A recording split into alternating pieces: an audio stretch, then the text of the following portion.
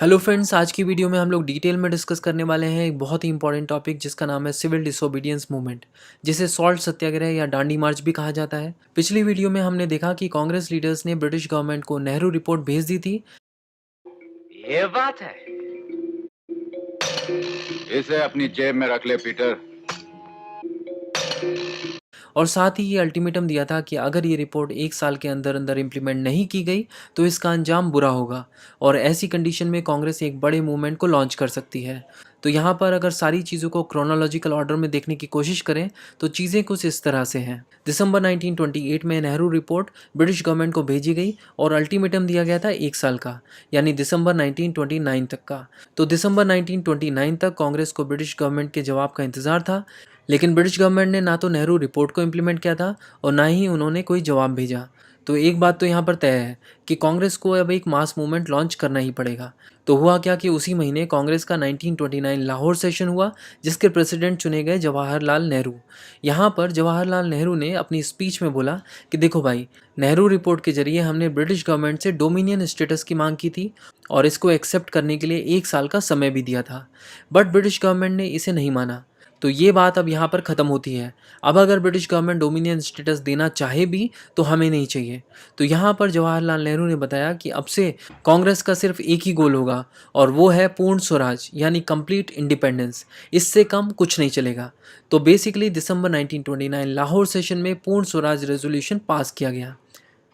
Lahore session के आखिरी दिन यानी 31 दिसंबर 1929 को लाहौर में रावी नदी के किनारे नेहरू जी ने भारत के झंडे को फहरा दिया और ये डिक्लेयर कर दिया कि आने वाली 26 तारीख यानी 26 जनवरी 1930 को पूर्ण स्वराज डे मनाया जाएगा। तो इस दिन के बाद से हर साल 26 जनवरी को पूर्ण स्वराज डे मनाया जाने लग गया। अब क्योंकि कांग्रेस लीडर्स ने जब नेहरू रिपोर्ट ब्रिटिश गवर्नमेंट को दी थी तो ये अल्टीमेटम दिया था कि अगर 1 साल के अंदर अंदर इसको इम्प्लीमेंट नहीं किया गया तो कांग्रेस जो है वो एक मास मूवमेंट लॉन्च करेगी। तो यहाँ पर कांग्रेस वर्किंग कमेटी ने इसकी जिम्मेदारी गांधी जी को दी। तो अब गांधी जी के सामने मिशन था सिविल डिसोबीडियंस मूवमेंट को लॉन्च करने का।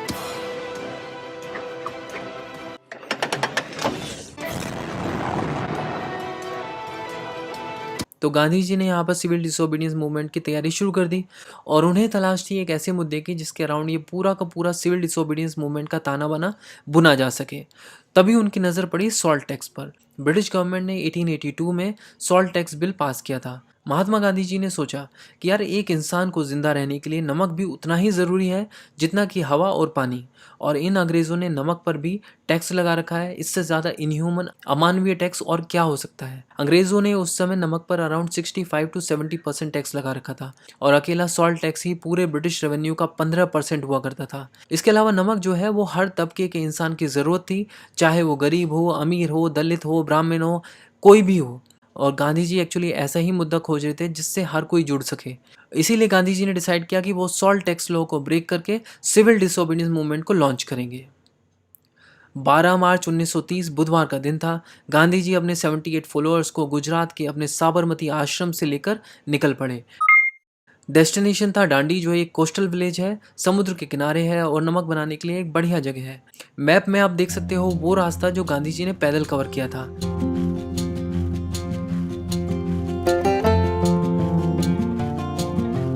साबरमती आश्रम और डांडी के बीच टोटल दूरी थी 390 किलोमीटर की। गांधी जी की इस पथ यात्रा को ही डांडी मार्च कहा जाता है। गांधी जी ने ये 390 किलोमीटर की दूरी 24 दिनों में पूरी की। इसके अलावा डांडी मार्च को व्हाइट फ्लोइंग रिवर भी कहा जाता है, और वो इसलिए क्योंकि गांधी जी ने सफ़ेद रंग की खादी पहनी हुई थी और इस 390 किलोमीटर यात्रा में हज़ारों लोग इनकी यात्रा में जुड़ चुके थे और गांधी जी के पीछे पीछे चलने लगे थे। और ये सब लोग भी सफ़ेद रंग के खादी कपड़े पहने हुए थे और ऐसा लग रहा था कि मानो एक सफ़ेद रंग की नदी बह रही हो। इसीलिए इस डांडी मार्च को व्हाइट फ्लोइंग रिवर भी कहा जाता है।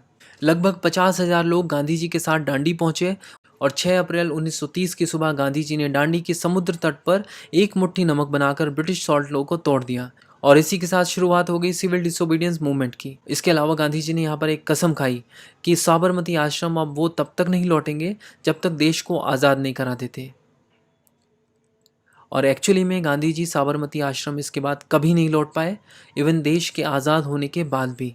दांडी मार्च को सपोर्ट करते हुए तमिलनाडु में सी राजा गोपालाचारी ने भी एक सिमिलर मार्च की, त्रिचिनोपॉली से वेदारण्यम, चल दिया तेरी बात मान कर, तेरा हाथ थाम कर। इसके अलावा मालाबार रीजन के के कलप्पन ने भी मार्च की कैलिकट से पय्यनूर तक, जो कि 128 किलोमीटर था।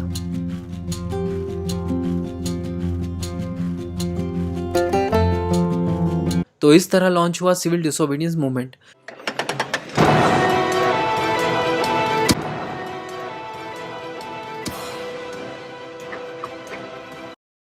बट सिविल डिसोबीडियंस मूवमेंट में करना क्या था, यानी इसके फीचर्स क्या क्या थे, ये समझना ज़रूरी है। गांधी जी की पहली शर्त तो हमेशा की तरह यही थी कि जो भी इस मूवमेंट से जुड़े उसे नॉन वायलेंट रहते हुए इस मूवमेंट का पार्ट बनना होगा। वायलेंस या हिंसा की यहाँ पर कोई जगह नहीं है। इसके अलावा गवर्नमेंट को किसी भी तरह का कोई भी लैंड टैक्स नहीं देना है। हर एक ब्रिटिश गवर्नमेंट ऑर्गेनाइजेशन और इंस्टीट्यूशन को बॉयकॉट करना है, जैसे schools, colleges, courts of laws, legislature, elections etcetera. यहाँ तक कि सिविल सर्विसेज, मिलिट्री और पुलिस सर्विसेज को भी बॉयकॉट करना होगा। अगर ब्रिटिश सरकार में सरकारी नौकरी करते हैं तो छोड़ देनी होगी। विदेशी सामान और दारू बेचने वाली दुकानों की पिकेटिंग करनी होगी।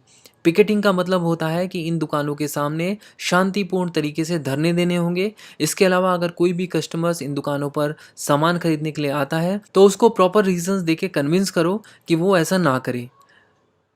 साथ ही मास स्ट्राइक्स और पोजीशंस निकालने होंगे। कहने का मतलब एकदम पीसफुल तरीके से ब्रिटिश गवर्नमेंट को बिल्कुल डिसफंक्शन करना था। गांधी जी का मानना था कि अगर हम लोग ये सारी चीज़ें करें तो ब्रिटिश गवर्नमेंट की बैटरी डाउन हो जाएगी। अब गांधी जी ने डांडी में सॉल्ट लॉ ब्रेक करने के बाद डिसाइड किया कि अब नेक्स्ट काम वो ये करेंगे कि एक शांतिपूर्ण तरीके से धरासना सॉल्ट वर्क्स पर रेड मारेंगे। इसी को धरासना सत्याग्रह भी कहा जाता है। धरासना सॉल्ट वर्क्स एक्चुअली डांडी से 125 किलोमीटर दूर था। उस समय वाइसरॉय थे लॉर्ड इरविन, जो ब्रिटिश इंडिया के वाइसरॉय रहे 1926 से 1931 तक। गांधी जी ने लॉर्ड इरविन को खुद लेटर लिख के बताया कि वो डांडी से धरासना रेड मारने के लिए जा रहे हैं, ब्रिटिश सरकार में दम है तो आके रोक ले। ऑलरेडी 50 से 60 हज़ार लोग गांधी जी के साथ डांडी पहुंच चुके थे और अब कह रहे थे कि ये धरासना जाके रेड मारेंगे। तो लॉर्ड इरविन को लगा कि यार ये देश में हो क्या रहा है, अगर ये मूवमेंट की शुरुआत है तो आगे ना जाने क्या क्या होगा, और पहले कभी ऐसा ना देखा ना सुना। मामला हाथ से निकलते जा रहा था। तो ब्रिटिश गवर्नमेंट घबरा गई। तो अब ब्रिटिश गवर्नमेंट ने मूवमेंट को सप्रेस करने की तैयारी शुरू कर दी। इसे सर से पांव तक इतना लोहा पहना दो कि उसके बाद ना तो ये बगावत के लिए सर उठा सके, ना आजादी की तरफ कदम बढ़ा सके। सबसे पहले गांधी जी को अरेस्ट कर लिया गया, फिर नेहरू जी और सरदार पटेल को भी। पर कांग्रेस किसी भी हाल में इस मूवमेंट को रोकना नहीं चाहती थी। वो धरासना मार्च को स्टॉप नहीं कर सकती थी। तो गांधी जी के अरेस्ट होने के बाद धरासना मार्च को लीड कर रहे थे अब्बास तैयब जी, और इनके साथ थी गांधी जी की वाइफ कस्तूरबा गांधी। लेकिन पुलिस ने रास्ते में इनको भी अरेस्ट कर लिया। इसके बाद सरोजनी नायडू ने इस मार्च को लीड करना शुरू किया। धरासना पहुंची।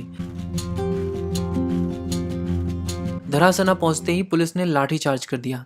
बट यहाँ पूरी दुनिया की मीडिया मौजूद थी और ये एक इंटरनेशनल न्यूज़ बन गई। ब्रिटिश गवर्नमेंट ने बहुत ही ब्रूटल वे में पीसफुल प्रोटेस्टर पर लाठियां बरसा दी थी, और ब्रिटिश गवर्नमेंट पूरी दुनिया में एक्सपोज हो चुकी थी और सभी देशों ने इसे कंडेम किया। लॉर्ड इरविन को इसका जवाब भी देना पड़ा था। अब ये तो क्लियर था कि मूवमेंट अभी शुरू ही हुआ था और गांधी जी और उनके साथ में सभी बड़े लीडर्स को अरेस्ट कर लिया गया था। लेकिन बड़े बड़े लीडर्स को अरेस्ट किए जाने के बाद भी ये मूवमेंट आगे चलता रहा और ज़्यादा बढ़ते रहा, रुका नहीं। क्योंकि गांधी जी ने डांडी मार्च के दौरान जहाँ जहाँ बीच में स्टॉपेज लिया था वहाँ पर अपने पीछे चलने वाले लोगों को एड्रेस किया था और बताया था कि सिविल डिसोबीडियंस मूवमेंट के क्या क्या ऑब्जेक्टिव्स हैं और उन्हें क्या क्या करना है। इसीलिए गांधी जी और बाकी लीडर्स के अरेस्ट हो जाने के बाद भी ये मूवमेंट आगे चलता रहा। ब्रिटिश गवर्नमेंट सभी लॉज तोड़ने वाले लोगों को उठाकर जेल में डालती रही। मूवमेंट सप्रेस करने के लिए पुलिस फायरिंग्स, लाठीचार्ज और ना जाने क्या क्या हुआ। 60,000 से भी ज़्यादा लोग एक ही साल में जेल में डाल दिए गए।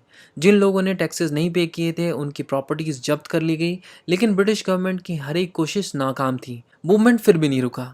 इसी बीच साइमन कमीशन की रिपोर्ट को डिस्कस करने के लिए ब्रिटिश गवर्नमेंट ने नवंबर 1930 में लंदन में first round table conference organise की। लेकिन इंडियन नेशनल कांग्रेस क्योंकि सिविल डिसोबीडियंस मूवमेंट में बिजी थी, इसीलिए उन्होंने इस कॉन्फ्रेंस में पार्टिसिपेट करने के लिए मना कर दिया।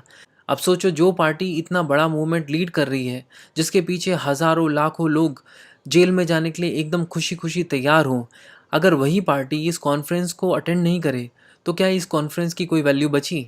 ऑब्वियसली नहीं। और ऐसा ही हुआ, ये कॉन्फ्रेंस फेल हो गई और उसका कोई रिजल्ट नहीं निकला। अब ब्रिटिश गवर्नमेंट चाहती थी कि किसी भी हाल में सेकेंड राउंड टेबल कॉन्फ्रेंस से पहले इंडियन नेशनल कांग्रेस को मना लिया जाए। तो यहाँ पर सारा प्रेशर आ गया ब्रिटिश इंडिया के वॉइसरॉय लॉर्ड इरविन के ऊपर। उनको ऊपर से प्रेशर आया कि भाई कैसे भी कर कर कांग्रेस को मनाना है। तो वो भागते हुए गांधी जी के पास पहुंचे।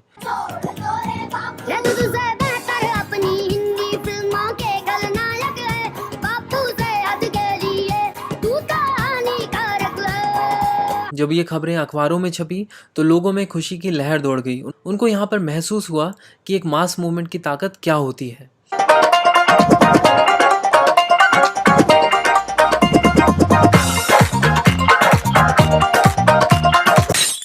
वहीं दूसरी तरफ 15 दिन चली गांधी और इरविन की मीटिंग्स एक एग्रीमेंट के साथ खत्म होती हैं। इसी एग्रीमेंट को गांधी इरविन पैक्ट भी कहा जाता है। इसी पैक्ट की टर्म्स एंड कंडीशन के हिसाब से गांधी जी ने सिविल डिसोबीडियंस मूवमेंट को एंड कर दिया और साथ ही सेकेंड राउंड टेबल कॉन्फ्रेंस को ज्वाइन करने के लिए लंदन चले गए। अब हम सिविल डिसोबीडियंस मूवमेंट से रिलेटेड कुछ इंपॉर्टेंट फैक्ट्स देख लेते हैं। खान अब्दुल गफ्फार खान, जो कि गांधी जी के बहुत बड़े फॉलोअर थे, उन्होंने पेशावर में इस मूवमेंट को लीड किया था। खान अब्दुल गफ्फार खान एक बहुत बड़े नॉन वायलेंस के प्रीचर थे और क्योंकि नॉर्थ वेस्ट फ्रंटियर प्रोविंस को बिलोंग करते थे, इसीलिए इनको फ्रंटियर गांधी भी कहा जाता था। अब्दुल गफ्फार खान ने 1929 में एक ऑर्गेनाइजेशन इस्टेब्लिश की थी जिसका नाम था खुदाई खिदमतगार, यानी सर्वेंट्स ऑफ गॉड। ये खुदाई खिदमतगार हमेशा लाल रंग के कपड़े पहनते थे, इसीलिए इन्हें रेड शर्ट्स भी कहा जाता है। इसके अलावा एक फैक्ट ये भी है कि सिविल डिसोबीडियंस मूवमेंट के दौरान ईस्टर्न पार्ट ऑफ इंडिया में लोगों ने चौकीदारी टैक्स देने से मना कर दिया। बेसिकली ये एक प्रकार का टैक्स था जो ब्रिटिश गवर्नमेंट विलेजर्स पर लगाती थी। इस टैक्स के पैसे से गवर्नमेंट गांव में चौकीदार अपॉइंट करती थी, जिसका काम होता था गांव को सिक्योरिटी प्रोवाइड करना। एक्चुअली गांव में पुलिस फोर्स कम होती थी, तो बेसिकली ये चौकीदार पुलिस फोर्स को सप्लीमेंट करते थे।